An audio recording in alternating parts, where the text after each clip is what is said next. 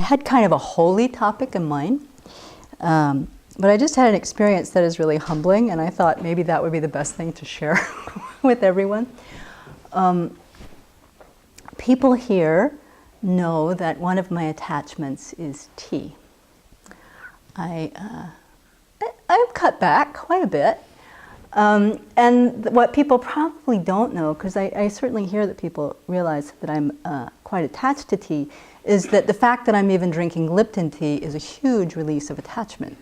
Because what I was really attached to before I came here was really wonderful, superb, imported from India, specific kinds of teas. So that I can drink Lipton and not even think about it is something. So this last weekend I was visiting Seattle, a city that I used to live in, and I had an opportunity to see a very dear, old, long-term friend of mine who had said, I want to make you an offering of tea from your favorite tea shop. She said, tell me what kind. And so knowing that my favorite kind really wasn't the most expensive, I felt okay about saying, well, this is it. So she gave me a little bag of tea, which I did not put in the community tea. I took straight to Gotami House and put up on the upper shelf in the library. So it's kind of available if you know to look. I did not touch it until the next morning. It was Monday morning, I guess, was the first time I was really savoring. I got out of bed kind of quickly to go have this cup of tea, and I boiled the water, and I put in this loose tea, right in the, and it just so happens that my old tea strainer is the one that's at the library, so nothing about that really, but it was my old tea strainer with his favorite kind of tea that was in that cup, and I poured the water, and I let it steep the right amount of time, and I sat down and had created enough time before practice to really taste it, and it tasted like Lipton.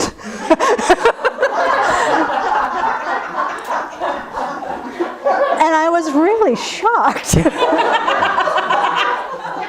So, that's a sign of attachment, but here's the part that I have to confess. I thought, it must be I didn't put enough tea in there. The memory of this tea, let me describe it for you. It's made in a certain place in India. It has this fragrance that's kind of like honeysuckle. So if you get it made just right, it has this really delicate sweetness that if you mix with a little bit of honey, it just kind of has this bouquet that, none of that.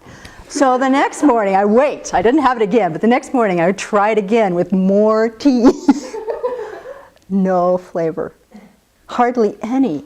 So did I let this go? No. I'm like, oh, maybe it's the water's not hot enough, or I'm not leaving it steep long enough, or how did I used to do this? So today is Friday. This is the 5th day I have been trying to make this tea tasted like it did the last time I had it, like 7 years ago or something. Finally, just right before lunch, I thought, this is the insanity of attachment. Stop. Stop. It's not just the wanting it, but it's trying to figure out why it isn't exactly like it used to be, and knowing that somewhere in here, if I keep playing with the water temperature or the amount or the whatever, it's going to turn into that, very pleasurable memory. So that's my confession. But also, it's so vivid that we do this all the time with other stuff, and I feel quite fortunate that once in a while I have something like that just, smack me. And Venerable Chödrön often quotes this saying, I think it's the definition of insanity, that's doing the same thing over and over and over and expecting different results.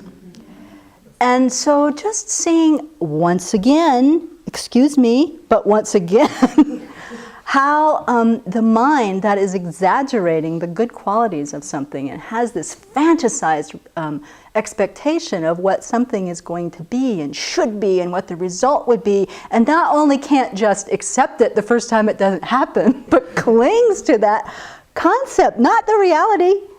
No, so we do this with people. We do this with, like relationships. We do this with jobs. We do this with careers. We do this with, I think, even more deadly, intangible things like praise or approval, that you can hope for that hit for years and years and years and years and years and years, and it never comes. But we keep trying to do the same thing over and over. So I've had this experience of something, especially food-wise, not delivering the goods dozens of times in the years that I've been studying the Dharma. And again and again and again, I let myself get hooked by my fantasies. But it's good for me to share it in public, so thank you for being here to receive my story. And I think it's also a very common shared experience. So just to bring it to our attention again and again, we can help each other back off that particular fantasized, inaccurate way of seeing things.